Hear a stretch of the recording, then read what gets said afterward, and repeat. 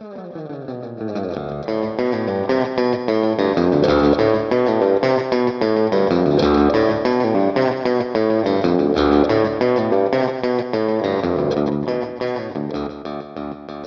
and welcome to Where You Lead, a podcast where we, a real-life mother and daughter duo, rewatch Gilmore Girls and discuss the misadventures of fictional mother and daughter duo Lorelai and Rory Gilmore.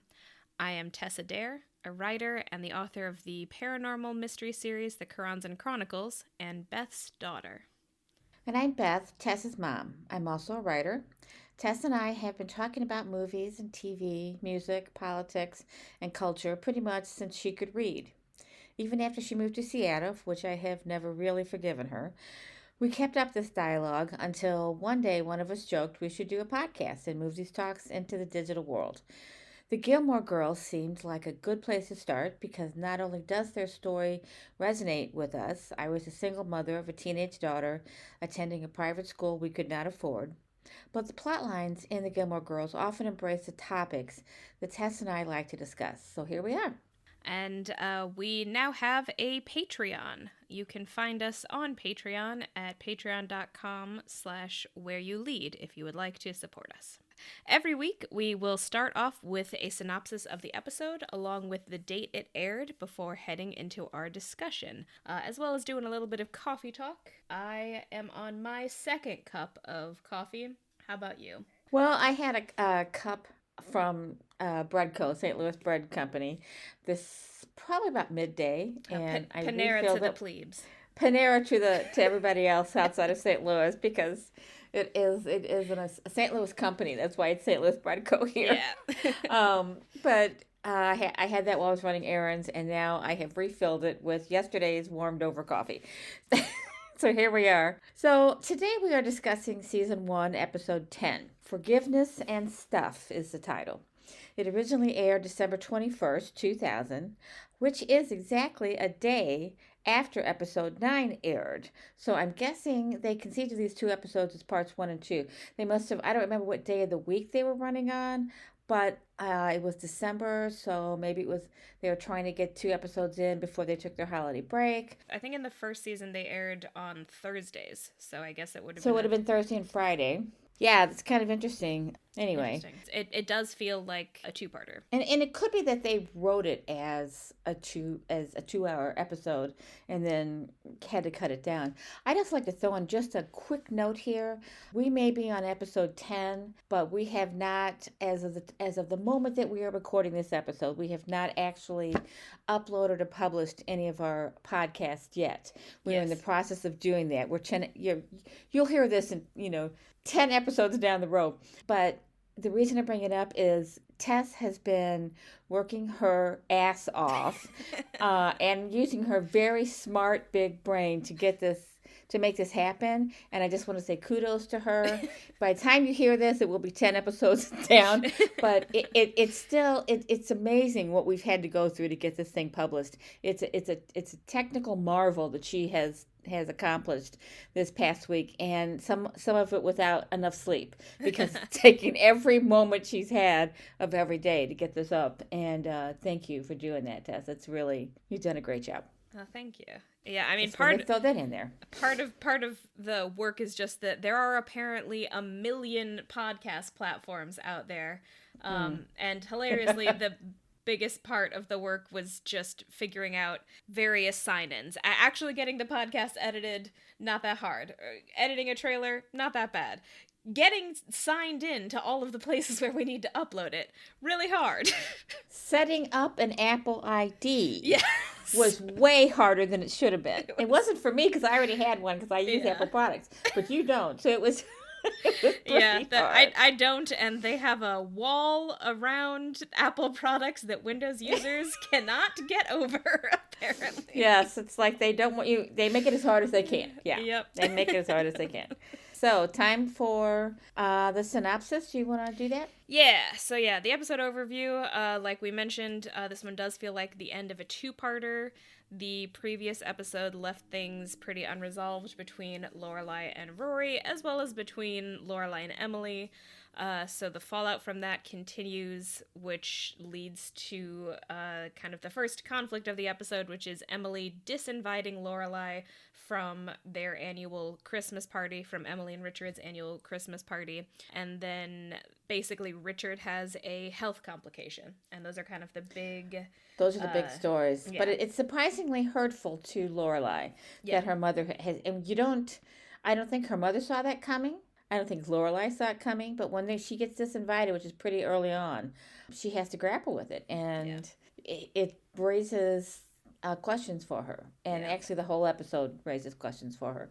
But we open with a rehearsal for the pageant, the Christmas pageant. It's December, it's Christmas, and there's a my first thought was, that woman is really pregnant.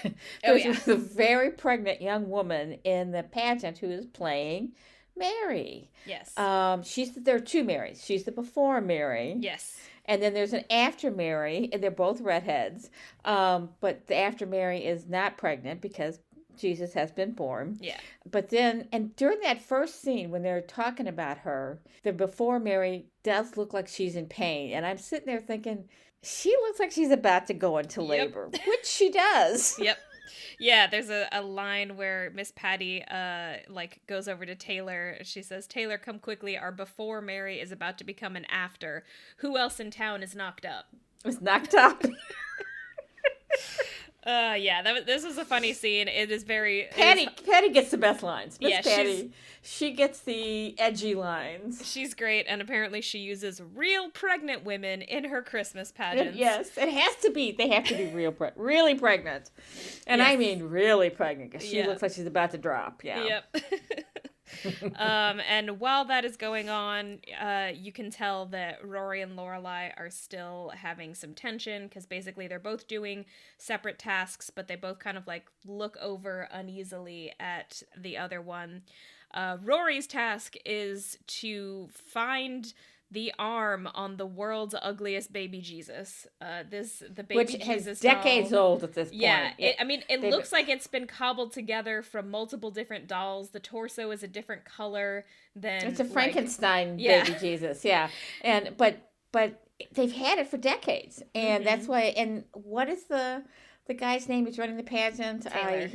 Taylor. Yeah, Taylor. He won't let her get a new doll because this is the one we've always used. Because it's tradition. It's tradition. But the Gilmores look at each other periodically in that first scene during the pageant setup, and they both look sad. They don't look happy. They're doing what they're expected to do because they're a part of this community, and everybody volunteers, everybody jumps in for the Christmas pageant. We've got Kirk here again as well. Lorelai's task is that she's working on Kirk's costume. She's sewing. Yeah, she's using her seamstress skills for the pageant. And apparently this is a thing for her. So it makes me wonder... I mean, when you were little and you had Halloween costumes to make, I was always sewing them by hand. So, because we didn't have a sewing machine, and we did have an old one, but I didn't know how to use it. So I sewed a lot of your stuff by hand, so I could relate to that. Because, the month of October for me were often spent in the evenings sewing things by hand.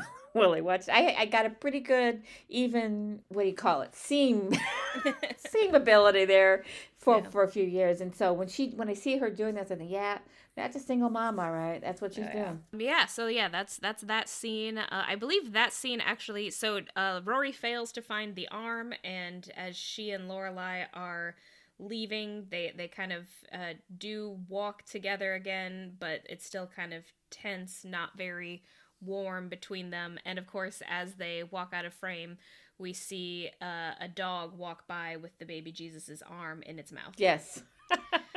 And something else on this opening that I put in my notes because it just hit me. Lorelai wears much more revealing clothes than her daughter does.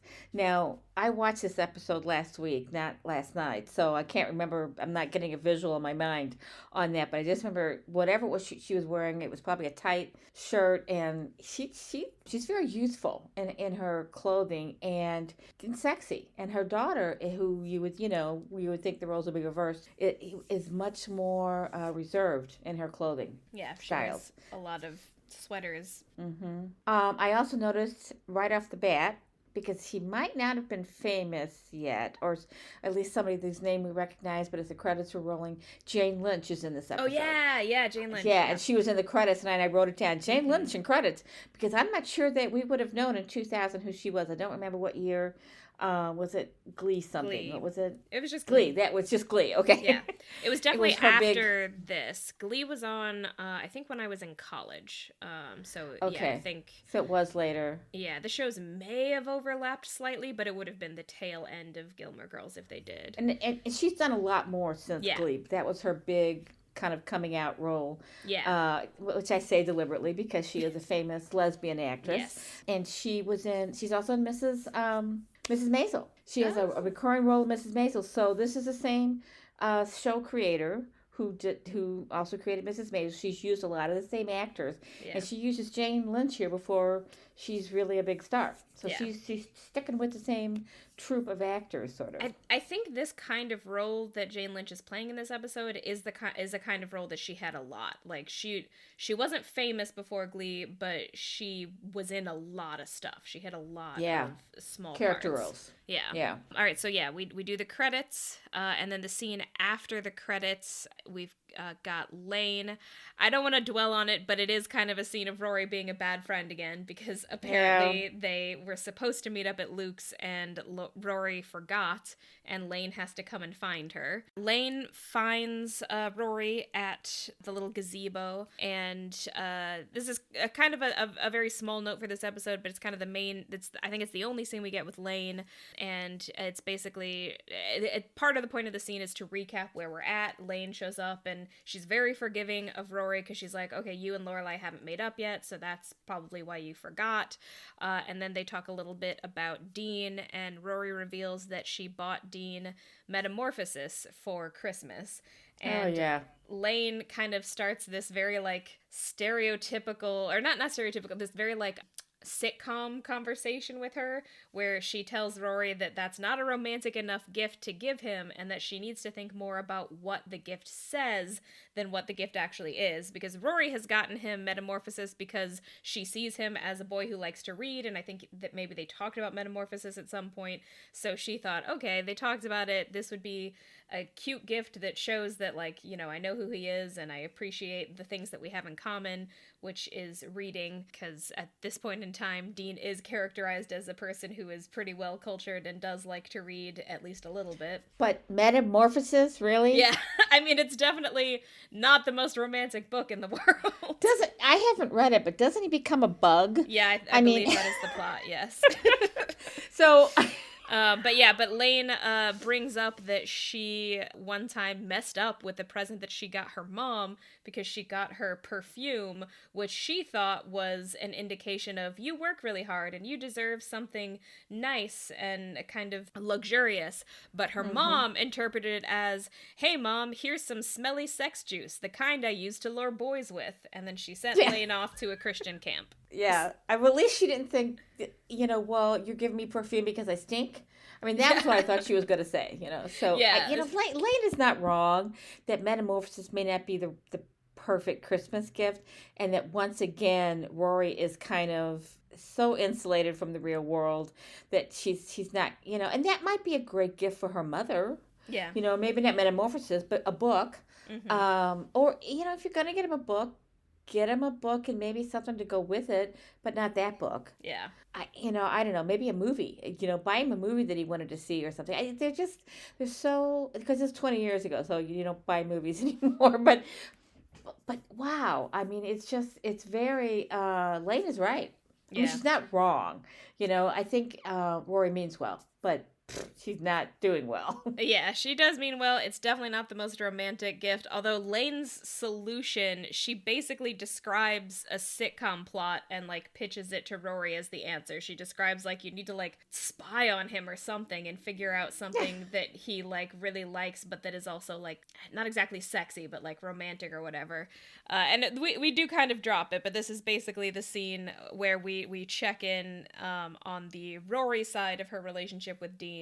And we do know that it is still happening, although I think this is also the scene where she mentions that she has not actually spoken to Dean since the incident. He keeps calling the house, but she isn't talking to him, not because she's mad at him. I think it's more just because she still can't handle that this conflict is happening, and it's almost like a penance or something. She's like not going to talk to him until things are resolved. I think if she talked to him, it would bring it all back up again. And she's really not dealt with what happened. The fight with her mother's fight with her grandmother, all of that was kind of overwhelming to her. She hasn't dealt with it. None of them have. And I'm thinking we've had at least a week here. I think that's what we're supposed to think. It's been at least a week. None of them have dealt with it.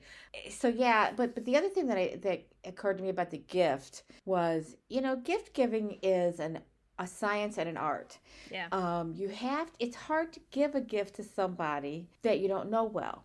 She and Dean do not necessarily know each other very well yet. Yeah. They know a little bit. It's just, you really have to think about the person and what they would like. And gift giving can be difficult. Sometimes people just don't give anything. They don't. It's hard to pick up on what they would like. So I think that is an interesting scene because she's realizing that their relationship has not gotten to the point where she should really feel like she has to give him a gift because she doesn't know him well enough yet. And yet it's Christmas, so she has to give him something. So anyway, but they don't come back to it. Thank God. There's no way to resolve it. So then we cut to the inn, and we start with Michel, and it's a very short exchange, but I love this exchange. He's ordering around a member of the staff, telling them basically how to decorate one of the Christmas trees in the lobby area.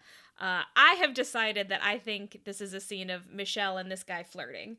This guy is not a character, but my headcanon is that they are flirting. That's what my note is that I cannot figure out what's going on with the tree. Who is that guy? So you're explaining it to me. There's some flirting going on here. I don't think he's a character who shows up again. I think he's just a one-off guy, although, I'll keep my eye out for him if we do see him again. Well, but they cut back and forth to this like 2 or 3 times. Very short scene, and it's like they keep throwing this in, and I think I just wrote down, what the hell's going on here? I don't, why is this... I think they're flirting. I think this is how Michel flirts. That he's just ordering this guy around, and the guy is kind of humoring him. Because the guy, the unnamed other character, he, does seem a little bit annoyed with Michel, but he's kind of putting up with it. He could sort of walk away or tell Lorelai at any time, and I'm sure Lorelai would be like, Michel, cut it out. But he doesn't seem entirely angry. He's just sort of, amused by Michel's ridiculousness. Also, to be fair, Michel is being ridiculous in that he could just, point to what he means. But, this guy apparently cannot recognize what a fairy looks like. That's the... Well, there's another clue, fairy. Yeah. But, it's kind of like Luke does with Lorelai. He gets annoyed with her, but in a sweet way, and never really annoyed with her. So I think you're right that it is a flirty scene, a sort of underground flirty scene, because it was the early 2000s and we couldn't actually have characters be openly gay. No, but you just talk about the fairy on the tree. Yeah, we're gonna have this weird coded conversation about the fairy ornament on the tree and where Michel wants it to go. And the other guy can't recognize what a fairy looks like. Okay. Anyway, and then the real important thing that happens in this scene is the call between Emily and Lorelai. Emily calls Lorelai at the inn, and it, for half a second, is a normal conversation.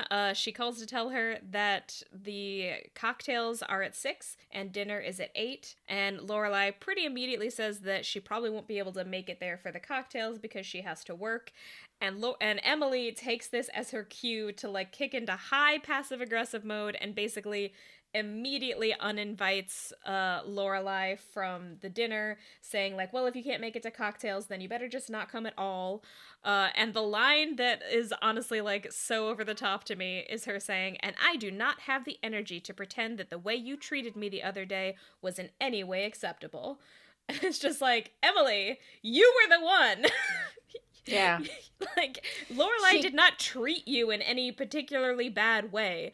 I get that it was a stressful situation for both of you, but Emily, you were the one who turned on Lorelai in a second and started berating her when Rory was fine. Like, yeah. I understand that it was a stressful moment, but you basically immediately, after being very sweet to Lorelai, you turned on a dime and basically immediately told her that she had ruined her life and that she was going to ruin Rory's life. But you think Lorelai's the one who acted inappropriately? Yeah, there are generational things going on here too, because the reason she blew up at Lorelai is kind of generational in nature. You know, she doesn't understand how Lorelai parents Rory, because she didn't parent Lorelai that way. But in this scene also, when Lorelai tells her she can't get there by 6 o'clock because she has to work, Emily has never been a working woman. Yep. She doesn't understand that you have a schedule you have to stick to. And if you're a manager and you have other, that might be right at shift change, there's no way she can take off, especially at that time of year. It's a holiday. Yeah, exactly. When you work in hospitality, holidays are huge. They're really busy. So she cannot get away. This is her profession. This is her career, and she's coming to the party. She just can't get there right at 6 o'clock. But Emily is a society maven, and she's never worked, and she didn't understand that. Yeah. How can you do that? How can you put your job before your mother? Before your family. Before your family, yeah. And that is actually a question that women have been grappling with for the last 40 years. That how do you make it all work? How do you work until 6 o'clock and get to the Christmas pageant for your child, or get to your mother's Christmas party? It's a really stressful thing, and it mostly falls on women. Just to be very clear, 6 is really early.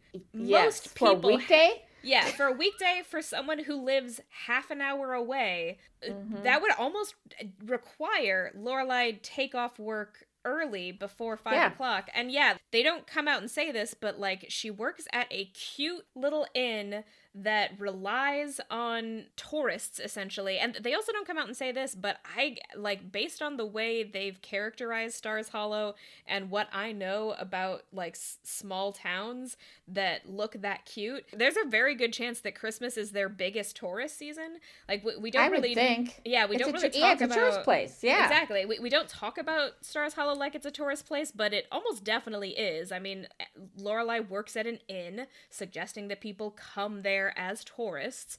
The town, I have in my notes, the town looks like Christmas. Exactly. It's all decked out. It looks like a Christmas, it's like it came out of a Christmas card. I mean, that's what they're depicting here. Yeah. Yeah, and like visually, it reminds me a lot of this town in Washington State called Leavenworth, which has a huge Christmas celebration every year. They call it like the Christmas lights at Leavenworth or something. Leavenworth is in the mountains, and it's a German-themed town, and there's like this whole thing every Christmas where you can take a train ride into town. It's like a couple-hour train ride, and then you stay for the day, because it's a pretty walkable town. But in wintertime in Washington, sometimes the mountains are not very passable by cars, especially if you don't have chains on your tires. Yeah. So there's this whole like thing where you can take the train in and go see the lights and then take the train back, and it's like this whole huge thing. Leavenworth is just huge at Christmas time, and Stars Hollow... We should do that the next time I visit for Christmas.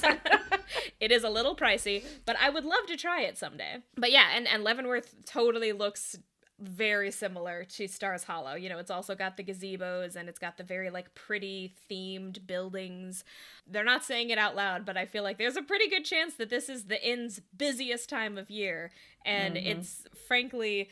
there's a good chance that Lorelai has to work overtime during this time, Right, exactly. Especially at an inn, which an inn, essentially people have to work there 24/7 because there are people staying there overnight. So like the fact that she can even get away for dinner at 8 might actually be pushing it. Yeah. But yeah, and this scene is kind of rough to watch. Like, you can see Lauren Graham does a great job of showing just like how immediately devastating this is, that her mom just like that disinvited her from this party. And just to throw back to the first episode, what's the joke that they keep making in the first episode? That they only see Lorelai and Rory at Christmas or at holidays. And Easter, holidays. And so they have been coming to this Christmas party for all of Rory's life. So yeah, it's pretty devastating to Lorelai. And is the next scene with Luke, because I have my notes that she's crying, and I think she's talking to him about It's this. not the very next scene. There is a brief scene. So right after this, the scene is Lorelai is at home and Rory tries to convince her to come to the party anyway. I have a little bit of mixed feelings about Rory in this scene because I do think she's trying her best to like solve the rift between the two of them. But there's a part of me that's just like, Rory, you could just refuse to go. You could refuse to go without Lorelai, and I bet you that would change Emily's tune real quick. But Rory is such a people pleaser that I think it doesn't even occur to her that she could do that. You know, she does want Lorelai to go, and she does want to heal this rift between Lorelai and Emily, but she's kind of unwilling to like play the trump card, which, like, you know, if it were me, I think that's what I would jump to, is like, well, I'm not gonna go if my mom's not allowed to go. Well, I think she's still mad at her mom, and Yeah. what she doesn't understand is she came into in the previous episode. Emily yells at Lorelai and brings out the shame card. You know, shames her a little bit. This is exactly what you did to me. She's staying all night. She's going to get pregnant, blah, blah, blah. And then Lorelai accidentally makes some of those statements or implies some things like that when she's mad at Rory. And there are two things she's mad about. First of all, that she did this in a way that Emily could see it. You know, if you had to do it, why did you have to do it on the night when my mother is here? Yep. And when she doesn't understand. But also, she's really worried that she shouldn't be, but she's worried that that Rory is going to turn out to be like her. Lorelai is very much a risk taker. She lives in the moment. She jumps in and, you know, has sex with a boy and gets pregnant. Whereas Rory is much more careful, much more reserved, much more thoughtful and a planner. She is not a risk taker. And I still don't understand, we're 10 episodes into this show, why Lorelai doesn't see that about Rory. Or if she does see it, why they keep throwing these things into the storyline, the plot lines that kind of imply that Lorelai doesn't understand who her daughter is. But anyway, but she does this. So it's a very upsetting scene, and she does say a few things to Rory that she shouldn't say. And I think Rory's still mad at her. She doesn't understand why her mother would say these things. But again, she's acting in the moment. Lorelai is a woman who lives in the moment. She's not a planner. She thinks of life has just happened to her. She worked her way up at the end, blah, blah, blah. So but her daughter is not that way. She's a planner. And so anyway, so she's so mad at her. I think that's what I'm trying to say here. She's mad because she doesn't really understand what happened in that scene. Why didn't you defend me? Probably is what she's feeling to my grandmother. You know me. You know that I'm not going to spend the night with a boy and have sex with him, because she did spend the night with a boy. But she didn't have sex with him, and she said you should know me better than that. I'm not going to do that. I'm not going to ruin my life. You know, of course, if she'd said that to Lorelai, that might have been a bad thing to say too, because it was like, ruin your life like you ruined mine. Yeah. Anyway, there was a lot in that last episode that was difficult to hear and to witness as a viewer, and here we're getting the repercussions of it. But there's also this thing happening, because Rory briefly tries to convince Lorelai to come with her anyway. Lorelai refuses, and then Rory goes to the party, and Emily kind of acts like Rory didn't do anything wrong. Emily has basically decided that everything that happened was Lorelai's fault, not Rory's. Yeah. There's a little bit of a good kid, bad kid thing happening here, where Lorelai is already the bad kid. That's really sad, too. Yeah. And this is a recurring thing. They are often blaming Lorelai for things that they let Rory get away with. So it's really, it's really hard to watch. Yeah. And, like, I do think that it's a little bit frustrating to feel like Lorelai, suddenly doesn't understand who Rory is when she seems like she does most of the time.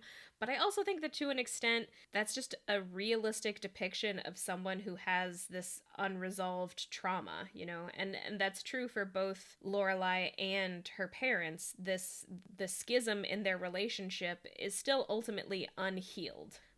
They're still both, or all three of them are still very much affected. And part of that is because it wasn't really just that one moment, the moment of Lorelai revealing that she was pregnant. It was really their whole relationship. Right. They had a difficult relationship, and her getting pregnant just sort of solidified for her parents all of their negative feelings about Lorelai, and their reaction to her pregnancy solidified all of her negative feelings about them. And it's sort of like this trauma exists as like a crack in the mainframe, and all of these like other moments are just the cracks spidering out from that break. And it's definitely, the whole show is definitely an examination of good parenting versus bad parenting. Yeah. So a lot of times as a parent, you don't get the kid you think you deserve or need or want or thought you would get. A lot of times people, they have children, and children have their own personalities. They have their own instincts, their own assessments. They go about life the way they need to go about life. And if you allow them to do that, they grow into the people that they are supposed to be. But in some situations, parents who are more control freaks want their children to be the way they want them to be. And that's Emily and Richard. They wanted her to grow to be miniature versions of them. And that we get that in television and movies a lot. And it's I assume it's a real thing. I didn't do that with you or with your brother. And my mother didn't do it with me. So I've never experienced that. Every parent has to let their kid go when they grow up, and the teenage years can be fraught with conflict, even if you're fine with your kid not being a carbon copy of yourself. But that's normal. Yeah. But what they experienced is not normal. And, the schism that you mentioned dominates the whole TV show. And it's just, they never allowed or accepted or appreciated who Lorelai was. Yeah. They still don't. Yeah. So our next couple of scenes are basically cutting back and forth between the Christmas party at Emily and Richard's and Lorelai's scenes by herself, which, so when we cut back to Lorelai, she's having just the most stereotypical sad single girl Christmas at the house. She has apparently ordered a pizza, but it's not coming. And I had a question about this, but I answered it for myself. I was like, why isn't she just taking the car? Because Rory has the car. So Rory took the car. Oh, that's why. I was thinking the same thing. Why didn't she just get in the car? Yeah. But, it's Rory also a small town. Can she not walk to town? We don't know how far away. She does eventually. But yeah, we don't know how far away the pizza place is. So she calls the pizza place, but they, I don't know, they have some sort of moped or something, and it's been borrowed by somebody else. So And it's a holiday season, so a lot of people are not cooking. Mm-hmm. They're ordering pizza. They have a lot of orders. So she pulls out a bag of chopped lettuce and pours some salad dressing into it, closes it with her hand and shakes it. Which, okay, I definitely, in my 20s, that was how I ate salad. So I do identify. I would get those, the pre-made salad packs, and then I would just, open them up and be like, well, I don't really feel like washing a bowl, so I'm just going to dump it all in here and just shake it all up. Oh, wow. That's hilarious. I've never done that. I have never done that.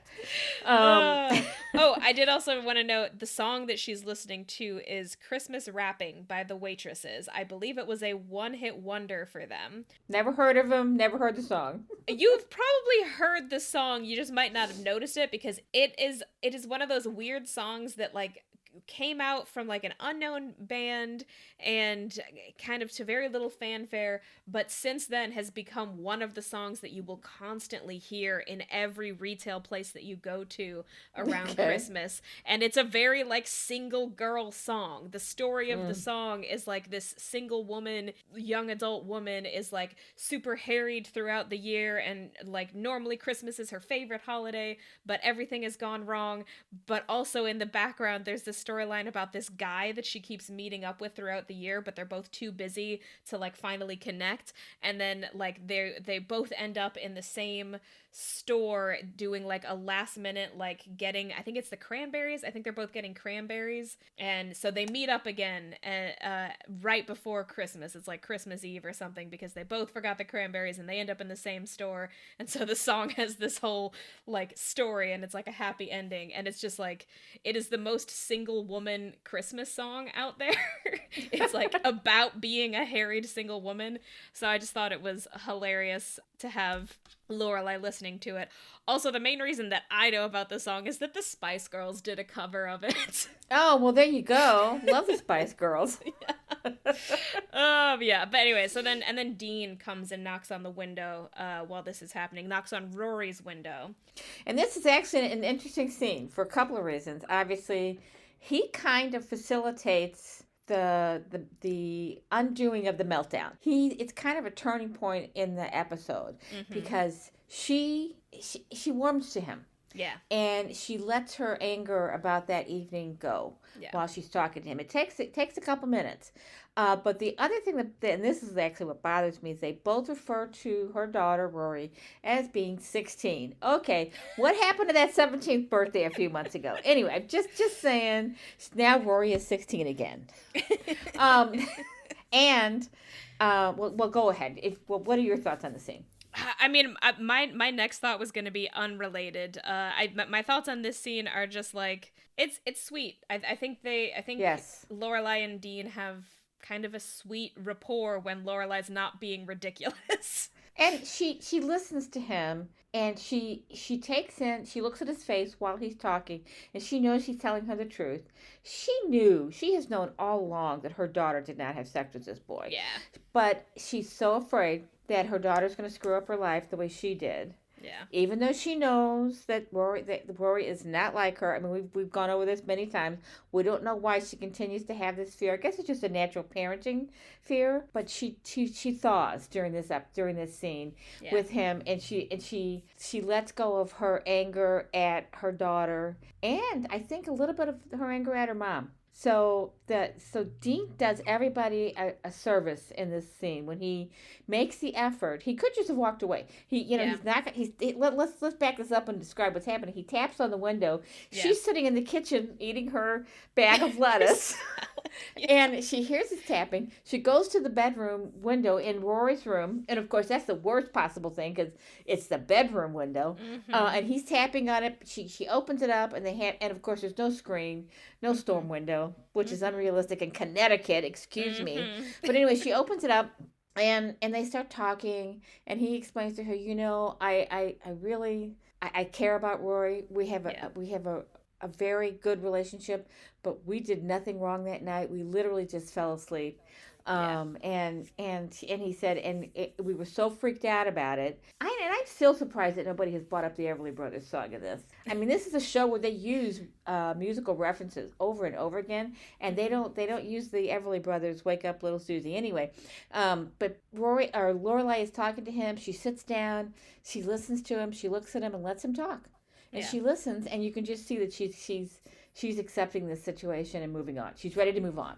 Yeah. But she's still got her mother to deal with. So then she goes into town and gets a burger at Luke's. Yeah. And I have two things about the Luke thing. Well, no, just one thing, because one thing was that Rory was 16 again.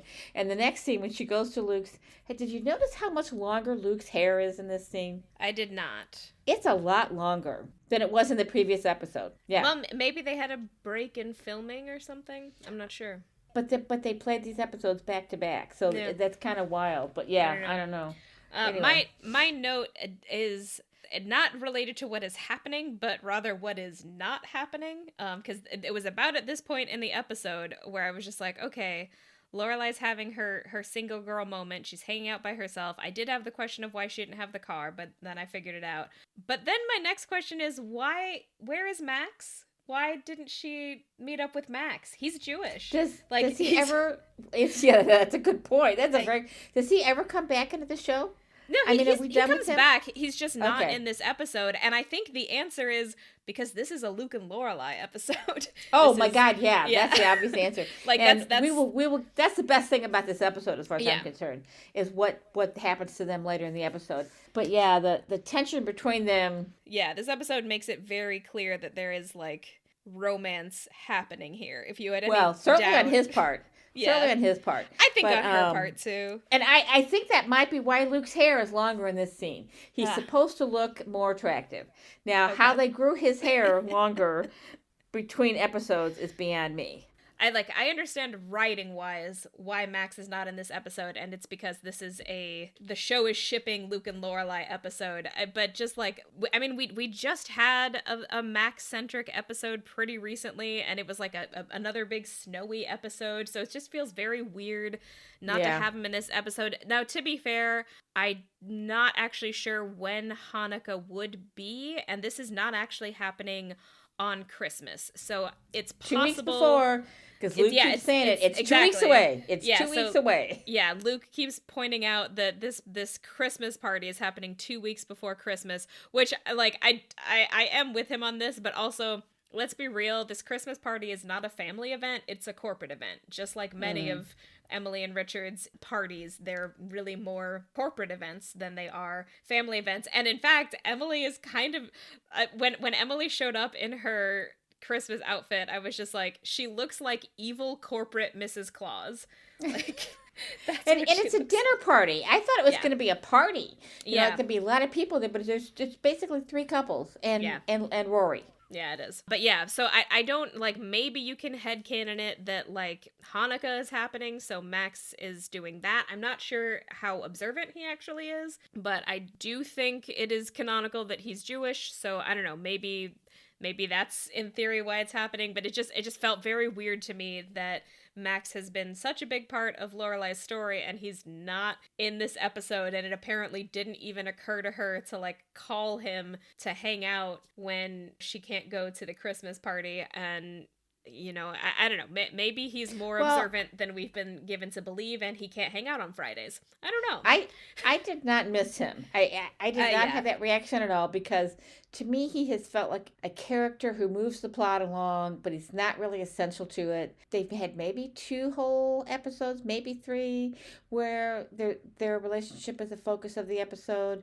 But I think he's a device, part of her development. He's a device that shows that she is transitioning to a mom of a young woman and can consider for the first time in her what she believes the first time on having relationships. Although they, you know, Rory makes statements occasionally about how, well, you've dated before. So she's dated before. Yeah. So I don't know why, going back to Max, they've made such a big deal about her dating Max if she has dated before. I mean, there are different ways to date. And I think that maybe with Max, she knows that it would be more serious than most of, because maybe before she's just dated to have fun. You know, you can date and kind of state at the beginning that, you know, this is never going to be a long-term relationship. I'm just doing this to have fun. You know, that there are different reasons to date. And so maybe in the past she's only dated people who were way outside of Rory's potential circle of knowledge,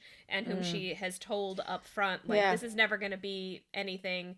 I'm just here for fun, and I don't ever want you to meet my daughter because I don't want this to be that serious. But Max knows Rory, so there's no not meeting the daughter. And I think for a lot of people who date, I mean, you would know better than I do, but I think for a lot of people who date as single parents, that step of introducing you to my children is oh, now we're serious, you know?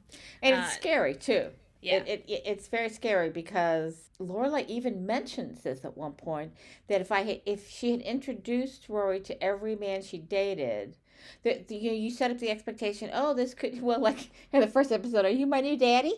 So there's an expectation that this person could become a part of the family, and then this person goes away, and you don't want to keep doing that to kids as they're growing up. So I think rather than do that, she has kept her dating life separate from her parenting life. Yeah. And that's probably a good thing.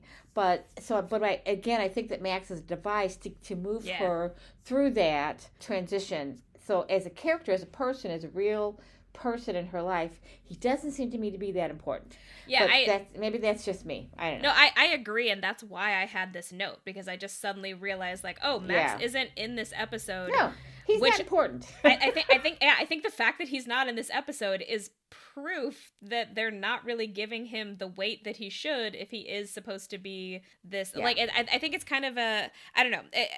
I wouldn't say that I think it's an issue with the writing. I think it's an issue if the show wants us to take him super seriously as a love interest, which I think it has told us that it does. But honestly, Luke is doing the stuff that Max should be doing in this episode. Yes. Luke is doing the, like, long-term relationship stuff. Which actually brings up a point, because she and Luke at this point are friends. Yeah. And they remained friends for a long time. So are the writers saying that only men who are romantic interests cannot be supportive the way a man or woman would be as a friend? That's a kind of it's a question. I'm not saying that that's what they're saying, but it certainly brings up that question. Where's the responsibility? Where is she is more? Of course, she's with Luke when she gets the call, right? Yeah, she is. Yeah. Okay. And we're getting ahead of ourselves, because what's the call? She gets a burger at his place, and then she gets a phone call. She gives up on waiting for the pizza, and she goes to Luke's diner, and they talk a little bit. You know, she tells him, I think he senses that she's upset or that she's in kind of a bad mood, and she explains about the Christmas party. Well, she also tells him that she saw Dean, and his reaction now is actually kind of even more unreasonable than hers is. He is apparently not ready to forgive Dean. He has done a complete 180, where originally he was trying to tell her to, you know, go easier on Dean and to not be quite so crazy overbearing parent. Now they've switched roles, and she's kind of forgiven Dean, and he has not. He thinks Dean is a problem. He's the dad role here. Yeah, he's playing the dad. Exactly. And like he pretty much openly states that his problem with Dean is that Dean is hot and tall, and that means he's trouble. Like, that's it. And you know, and Luke is hot and tall. Mm-hmm. Yeah. So yeah, it's a very interesting scene. But she gets the call that her it does happen in this scene, right? Yeah, she gets a call that her father. Well, in between, we have seen that at the party they have a little bit of conversation around the dinner table. That Richard has very much been focused the entire party / dinner on his boss and whether or not they're going to sell the company. He's getting very anxious about this. He says, you know, is it getting hot here and nobody else is hot? And so, you know, he starts to take off his tie, and Emily yells at him, "You can't take off your tie. It's a dinner party." So he says, "Well, I'm going to go in the other room." I can't remember what he goes in the other room for, but he goes in the other room. I think it's to check the thermostat. Oh, that's what it is. Check the thermostat. And they cut, and of course, that, you know, there's been enough foreshadowing that there's something happening in the other room. I thought maybe he was having a panic attack, so because he's panicked about the company being sold, but apparently not. He must have collapsed or had some kind of a serious health crisis, so we don't visually see on screen. But the next scene is in the diner.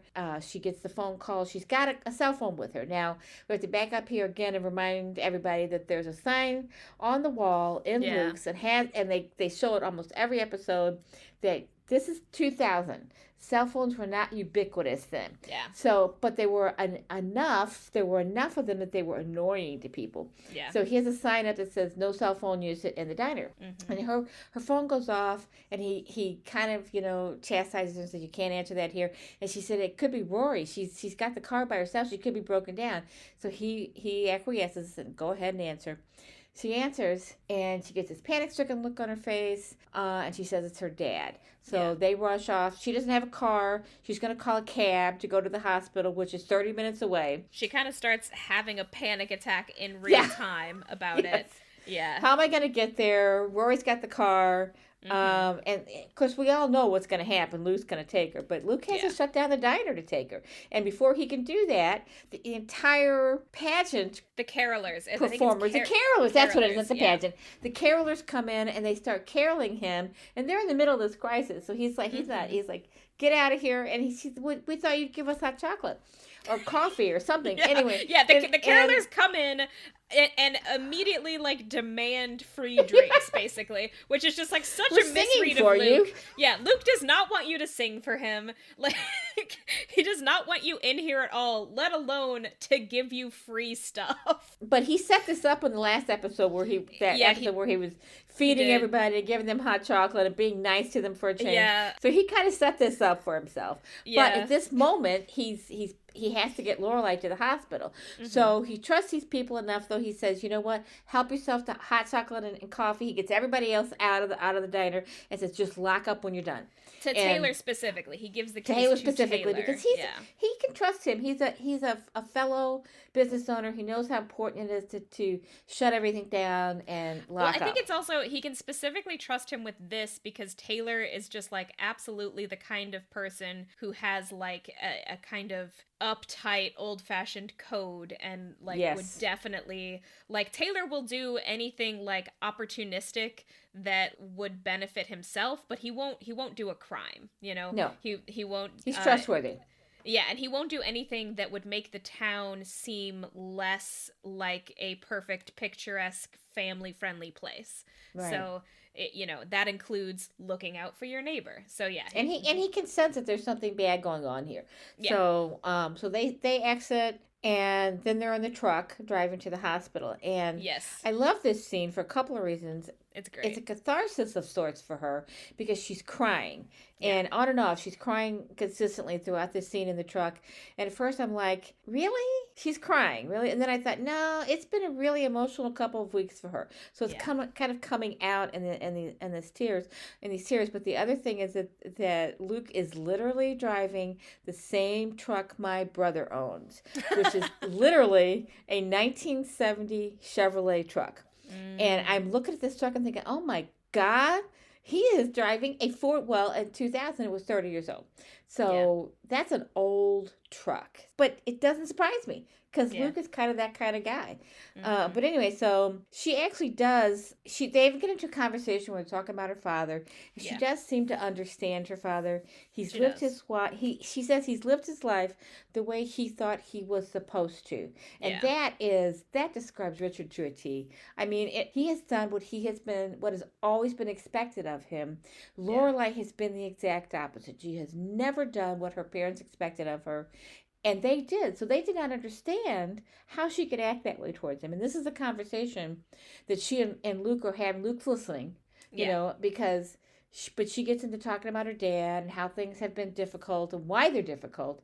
Yeah. And it's because of the way he's lived his life, which is that he thought he was supposed to do this. And he's always done what he thought he was supposed to do. And Lorelai has never done what she thought her parents wanted her to do.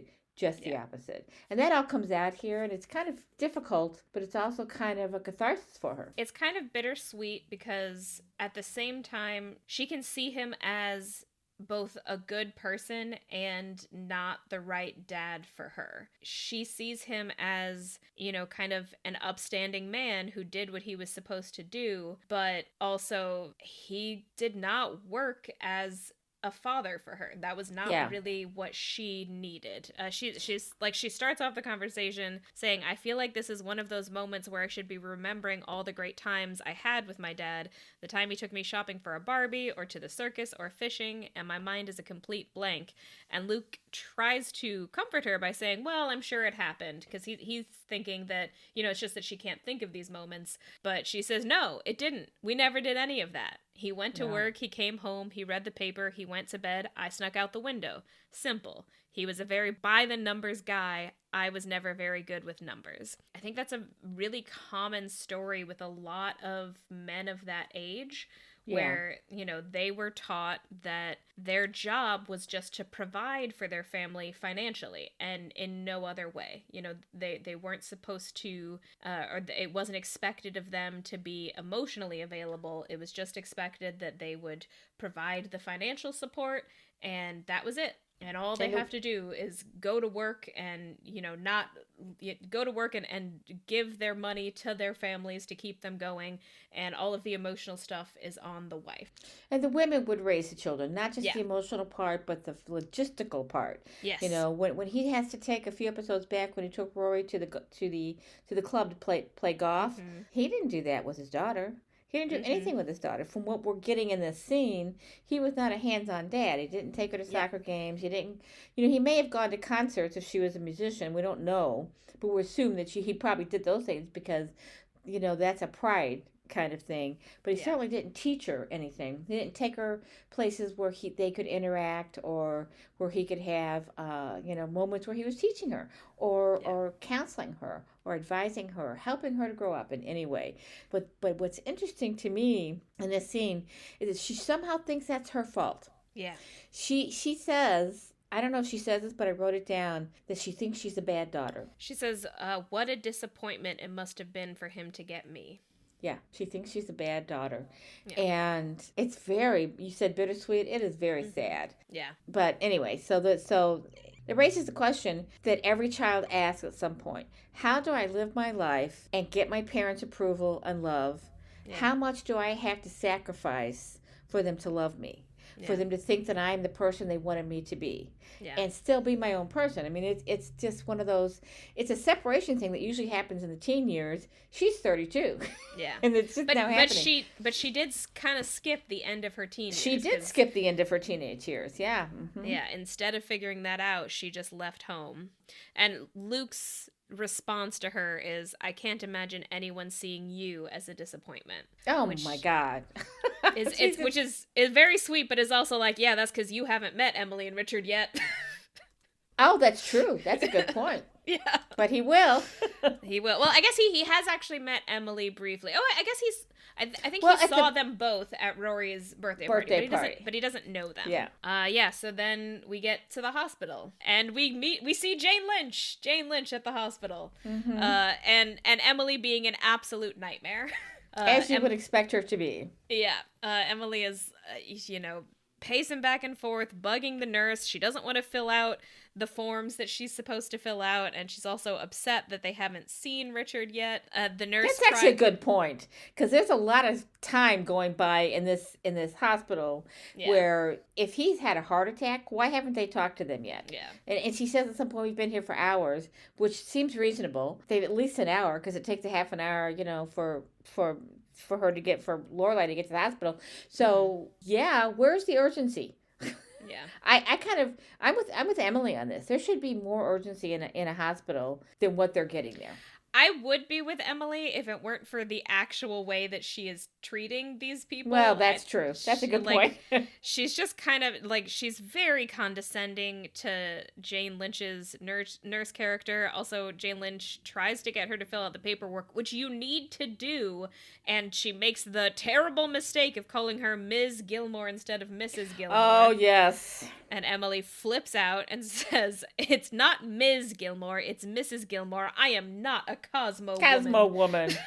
And yet she is. She is totally a Cosmo woman. She is bright and independent. She has a college education. She's successful in her own way. She hasn't had a career, but she's had a volunteer career. She's a woman people take seriously.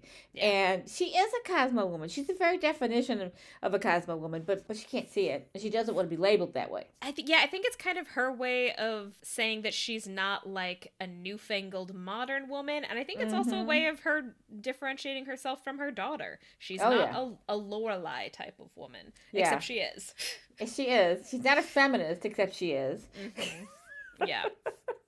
Oh, that's a great scene. But yeah, so Lorelai and Luke arrive at the hospital. This whole series of scenes is just kind of everyone is sort of doesn't really know what to do. They're all having a lot of big emotions and they're all kind of at their wits' end. So Lorelai kind of continues to have this sort of panicky reaction to everything, but she is able to find Emily by the sound of her voice and the sound of her yelling at the nurse. So she shows up and basically gives Jane Lynch an opportunity to leave by saying that she'll, take over the paperwork.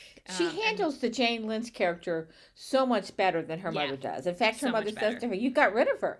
Because Lorelai is great at conflict resolution. And not just with her parents. And she not only gets rid of Jane Lynch, she gets from her what she needs. Yeah. Jane goes off to do what Lorelai needs her to do. And I can't remember what it is in that scene. But Lorelai can get people to do what she needs them to do because she's been doing it for years. She runs an inn with employees. And that is actually one thing that Emily has never done. She's never managed employees except for the maids that she keeps firing. And that's a good a great contrast. She, instead of trying to get them to do what she needs them to do, she fires them. Well, Lorelai doesn't have that luxury. She's got to have stability in her employee force, her workforce. So she's got to get them, she's got to coach them and teach them and get them to do their jobs in a way that benefits the inn. And that's how she handles the Jane Lynch nurse character. And it actually impresses her mother. You got rid of her. She also just kind of goes through the doors that they were told not to go through, which also kind of confounds Emily. Lorelai is a rule breaker as well as a risk taker. She understands that some rules are okay to break because you're not hurting anybody. And she goes through there until she's going to find out what's going on with her father. They've been there for an hour and they don't have any information yet. She is as confounded by that as Emily is, but she takes the bull by the horns and goes. I'm going to find out. I'm going to figure it out because that's who she is. And then they do find Richard. I think he didn't have a heart attack. He had, I forget what they said it was. Do you remember? Angina. That is a heart attack. Angina. That's it. Oh, it is a heart attack. Okay. Well, angina is one of the, it's heart pain, but it usually is caused by constriction of the arteries. Okay. And so I'm surprised. They just didn't want to get into it, but I'm sure that in a classic angina situation, he would have had stents put in. What do you call that? Not a bypass, but the other thing. but put stents in. So he said something. The doctor said something that was reassuring. It was just it wasn't really bad. It was angina. So it's a preliminary. It is a heart attack though, in a sense. I'm pretty sure if you look it up, angina is heart pain, which indicates closed arteries. So he might not have done damage to his heart, but he definitely has the precursor situation. Yeah, I mean, it's definitely a serious situation, but the main thing that the doctor tells them is that he just kind of needs to eat better and stop smoking cigars. But kind of leading up to that, there's a moment, so I guess he's still asleep, and there's kind of this back and forth where Lorelai is very clearly avoiding going into the room with him.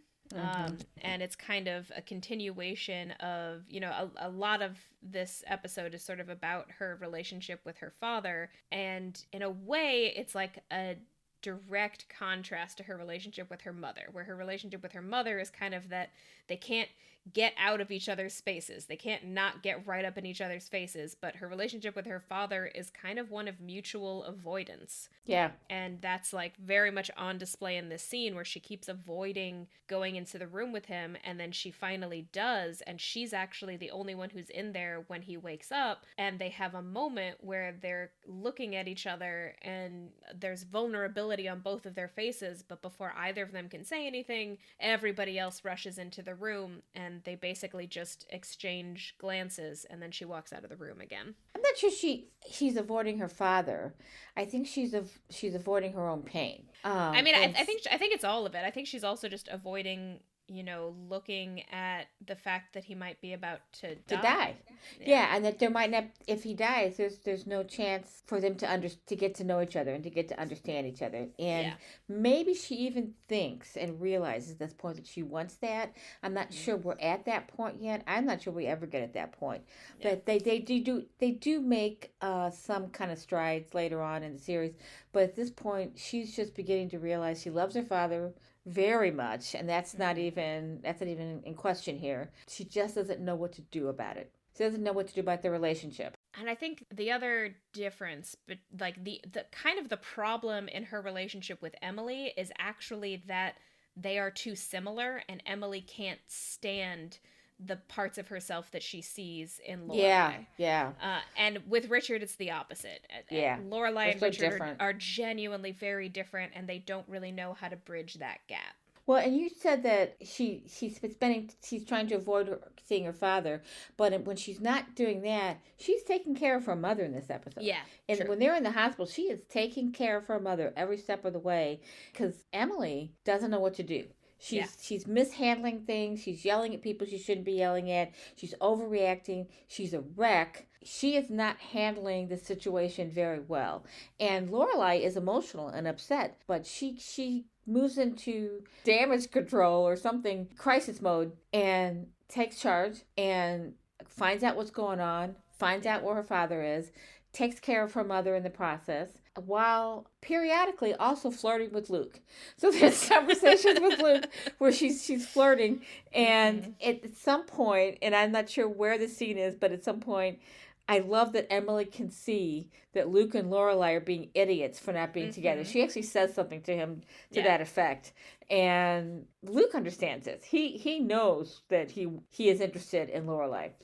But why is Lorelai resisting Luke? That's what I don't understand here, or for the next 3.5 years. Yeah, I mean, I think it might be an extension of the same reason that she resisted Max. That she's afraid of actual commitment. She very much is. Yeah, she's she was able to commit to her daughter, and I think that commitment allowed her to not really, kind of in a way, to never come to a true like adult perspective on romantic relationships, because she is at this point 32, maybe 33. I think her birthday is supposed to be in December, but we're not exactly sure when it is. And she's never had a real long-term relationship, except with her father, which is, so I think that her, well, I mean a romantic relationship. Well, I know, but I'm saying that I think her father plays a role in this, the fear of commitment, that she feels her parents rejected her. She may not articulate it that way, but she certainly feels it. So if your parents can reject you, any man could too. And there could also be a little element of the one thing that she knew growing up was that she didn't want their relationship, or that she didn't want their life, and their life is defined by this very traditional version of a marriage. And actually this is something that I do relate to a lot, is like it can be tough to figure out how you want your romantic relationships to look if all of the examples that you have are either extremely dysfunctional or fit into these traditional roles that won't work for you, or both. Because a lot of the time, those two things go hand in hand. Not always, but in this sense, they definitely do. I mean, a big reason why Emily is as difficult to deal with as she is that she probably should have had a career. She probably would have been a happier person if she had her own career. She's got a super type A personality. She's someone who strives under a lot of pressure. She probably should have had a career, but she was kind of born too early for that to be acceptable. And I think, if Lorelai never says that out loud, I think she understands that on some level. That I think on some level it might feel true to her that getting married would turn her into another Emily, another person who is sort of unhappy and forced to play second fiddle in their own life. Yeah, even though Emily doesn't really see it that way. Yeah, that's definitely not how Emily sees it. And also, I don't want to in any way imply that Emily doesn't love Richard. She obviously does. That's why she's flipping out so much. It's more just that she and Richard are both trapped by this very old-fashioned idea of what marriage between a man and a woman are supposed to be, and that is probably a big part of why their life didn't work for Lorelai, and part of why she didn't want to marry Christopher. She didn't want to be a housewife. I don't know that she ever expresses it in those terms, but I think that's part of what's happening. And, I can totally understand why being around a man who seems like actual long-term potential might immediately make you think, oh no, I'm gonna get trapped in one of those terrible old-fashioned marriages. I'm not sure that that's exactly what's happening, but I think that's one possible interpretation. It could also be just the opposite, that she knows that she and Luke, so this would be a fear of commitment, that Luke would be very good for her. And that attraction where people are afraid of the attraction. Luke isn't, but I think Lorelai is. And it's like it would be too, she doesn't accept that she should have something that good. I think that could be a part of what's going on here too. But I just want to point out, in the hospital at some point, Lorelai has completely lost track of her coat and her purse. She at first she tries to keep up with them, and then at some point they're just gone. They're just vanished. We have no idea where they are. But yeah, so I guess just to talk briefly about Rory in this scene, because Rory is also in this scene. Yeah, she is. I think this is maybe kind of Rory's first brush with mortality in a way. Well, and maybe Lorelai's too. But I mean that is from sort of a coming of age kind of thing. Yeah. Like Rory, I don't think Rory has ever known anyone who has died, and she hasn't had as close a relationship with her grandparents prior to the beginning of the show. She wasn't that close to her grandparents, so she didn't really have to think about the fact that they are much older than her and will probably both die before she does. And this is she kind doesn't of the know what first to do with time- herself. She doesn't know what to do with herself in the hospital. So she goes and send her off to go get magazines or newspapers for him to read. Go get him a Wall Street Journal to read. And I don't know that a hospital would have a Wall Street Journal, but she finds one. so they keep kind of getting rid of her. She's really not as important in these scenes as Lorelai and Emily. Yeah, well, her relationship with Richard is much less complicated. She and Richard just kind of straightforwardly get along. Yeah. But that they do have a really cute exchange where when she does come in to see him, she asks him, "If I hug you, is it gonna hurt?" And his response is, "Pain is part of life." Which is very great. It's great. But yeah, so I did just a lot of Rory's dialogue in these scenes is about her not wanting him to die, and I think that's an expression of her suddenly being forced to contend with the mortality of her grandparents. Something that is this is about the age, I think, when a lot of people start to really deal with that. A lot of people do lose their grandparents at around this age. I think I had already lost every single one of my grandparents at this age. Yeah. But, well, no, your grandmother, father's that's true. mother lived to be my 90. Other, yeah. Yes, one of my grandmothers had not yet died. But I knew a lot of people in high school who were losing their grandparents around this age. And, for a lot of people, that's kind of the first person that you know who dies. If you have not lived a tragic life, right? Then yeah, that's an important point to make.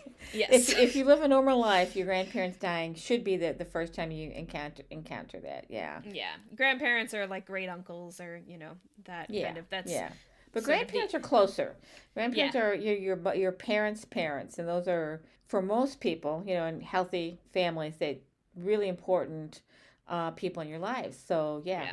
And she's becoming attached to her grandfather. Yeah, for sure. And, just to face it head on, Richard does not live a very healthy lifestyle. Oh, God, no. He eats a lot of red meat. He smokes cigars regularly. And the most exercise he gets is occasionally going golfing, which he admits he doesn't actually do very often. And he's got a high-stress job. He's a heart attack waiting to happen. But yeah, so we kind of end this scene. Oh, actually, before we get to that, I did want to say Luke and Emily get a little moment together. Luke and Emily are a very interesting dynamic because Emily is like reluctantly charmed by him a lot, and I think she He's charming. He's very charming, and he's kind of no nonsense in a way that is very similar to appealing Emily. to her. Yeah, they're both a little curmudgeonly, yeah. But at the same time, she does not want to like him because I think she kind of doesn't. I think she does know that he and Lorelai would be a great couple, but she also kind of doesn't think that he's good enough. And, who knows exactly why that is? It could just be classism, but it could also be that a part of her still has not given up on the idea of Lorelai marrying her child's father, Christopher. Who has a startup tech company. So... Yeah. And who's from a good family. And he's from a good family, has money. Yeah, Luke is, like, to us, Luke is a pretty well-to-do guy because he runs a successful business, but, it's a quote-unquote working-class kind of business because it's a diner, and his father ran a hardware store, which is also a quote-unquote working-class kind of business. Which comes up in this episode. He describes it to Emily, right? It was a hardware store. Yeah, so that's what I wanted to bring up is that he didn't want a hardware store, so he shut that down, but he opened a diner in it. So and he didn't change anything, which is the thing that he reveals to her is that because I think she's talking about not wanting anything to change, and he tells her that exactly the same way, and that even though he changed the hardware store into a diner, he left all of the decorations up. It looks exactly the same, except now it's a diner. Mm-hmm. Except now it has tables. Yeah, now it has tables. But yeah, she completely sees that Luke and Lorelai are into each other, being idiots for not recognizing their mutual attraction, or not acknowledging it, I guess. And then Emily does have her own scene with Richard where he tries to talk to her about sorting out the will, and she just cannot deal with it right now. Mm-mm. She's just like, no, in fact, I insist on dying first. Well, and that's the thing, in a couple that's been together that long, it makes a lot of sense, this scene, because she's basically saying, when you're not in danger of dying, we can talk about you dying. Yeah.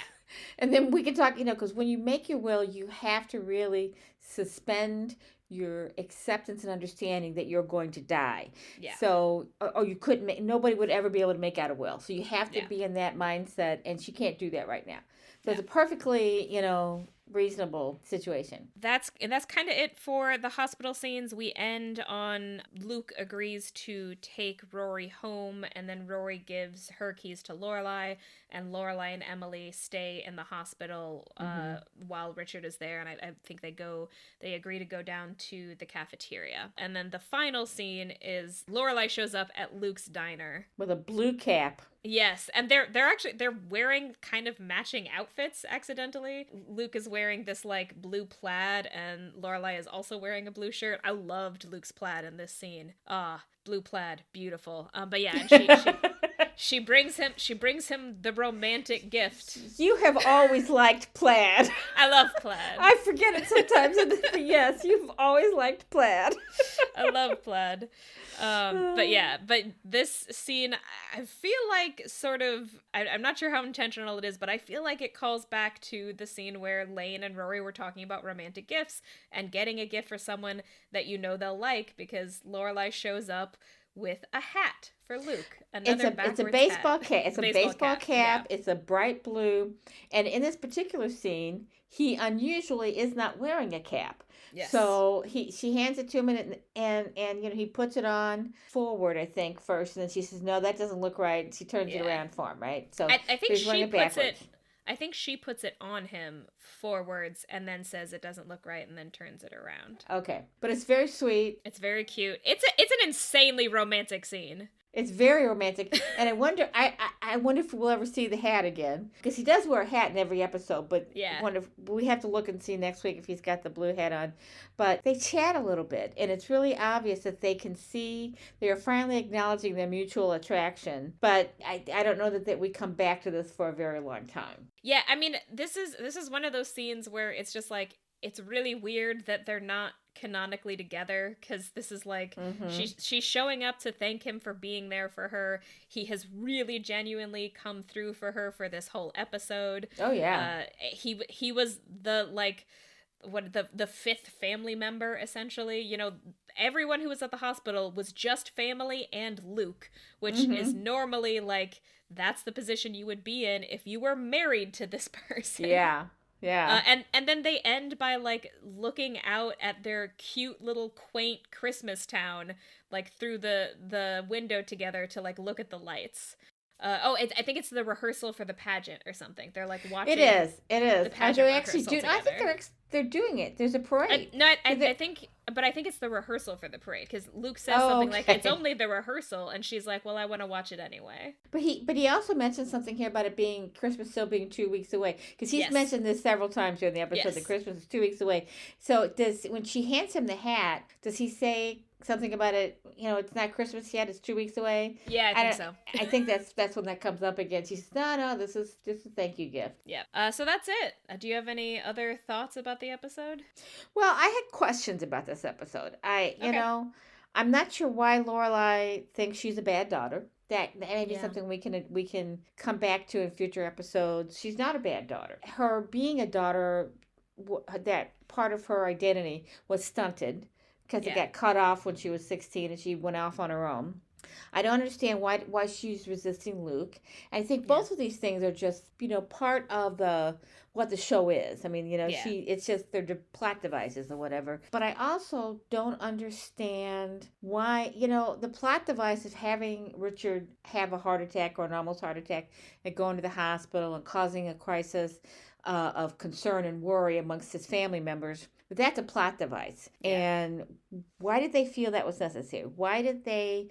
It almost feels like they backed themselves into a corner with that previous episode and could not figure a way out of that conflict without a MacGuffin of Richard being in the hospital and almost dying. And, quote Yeah. unquote, almost dying. I think there was no way out of that conflict without actually evolving the characters too far, I think none of the characters are really ready to actually get to the next stage of their evolution. And I do agree that it's a plot device, but I also think that that's not entirely unrealistic for families. Sometimes you just sort of have to keep going.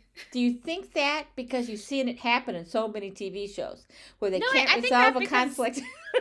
I think that because I've experienced it in real life, because there are some people that are just in your life, and it would be often family, but it would be way too hard to cut them out of your life, and you have a conflict where neither of you is really ready to back down or fully apologize, and you just sort of keep going without fully resolving it. I've experienced this. But then they almost die, and you resolve it that way. Well, no, that's the point I'm making. It's not just it's not just that they're not evolving.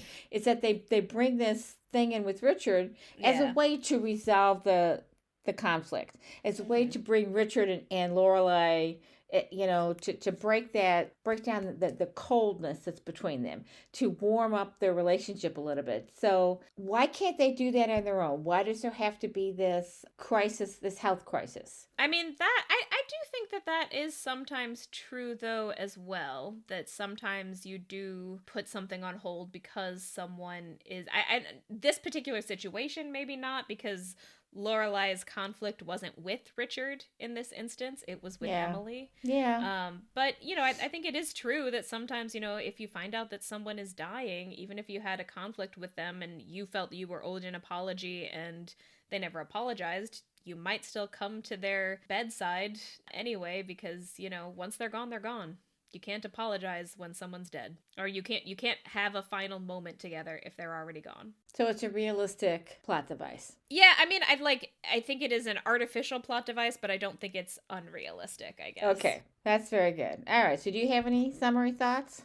I think my summary thought is just like, Luke and Lorelai are already in a relationship. They're just formally not in one. They're just not having sex yet.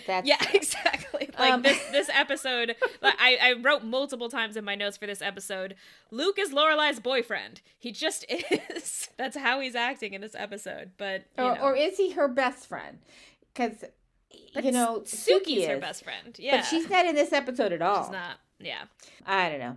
It's interesting, and we were only on episode 10. Yep. There's a lot more to go. So that, dear listeners, is all for today. Yes, it is. I'm Tessa Dare. You can find me at my website, tessadare.com. That's TESSADAIR.com, where you can sign up for my email list, or you can follow me on Instagram at author.tess.adair, or on TikTok at author.tess.adair.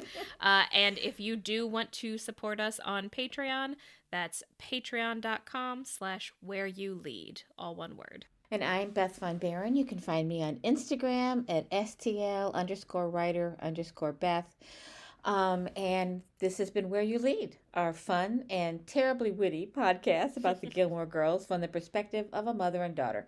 Thank you for listening. We hope you enjoyed it, and we'll tune in for our next episode in 2 weeks. See you then.